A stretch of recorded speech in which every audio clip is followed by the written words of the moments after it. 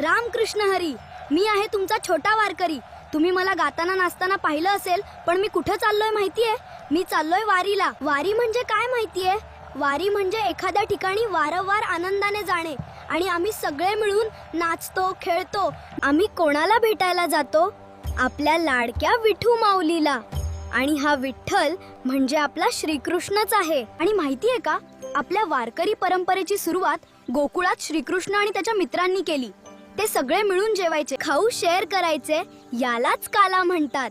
सगळे समान, प्रेमाने राहणं आणि वाटून खाणं. विठ्ठल विटेवर का उभा आहे? चला एक सुंदर गोष्ट ऐका. पुंडलिक नावाचा भक्त होता. तो आई वडिलांची प्रेमाने सेवा करत असे. एकदा श्रीकृष्ण त्याला भेटायला आले. त्याने एक वीट पुढे टाकली आणि म्हणाला, देवा थांब, आधी माझं काम पूर्ण होऊ दे.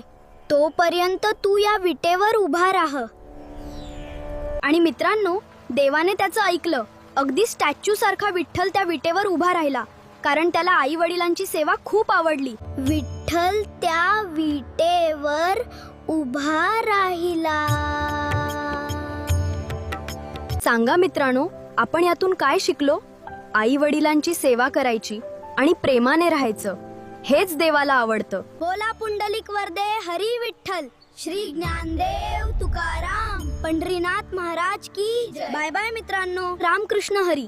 व्हिडिओ आवडला तर नक्की लाईक करा, मित्रांसोबत शेअर करा, आपला अभिप्राय कमेंट करा. छोटा वारकरी या चॅनलला नक्की सबस्क्राईब करा.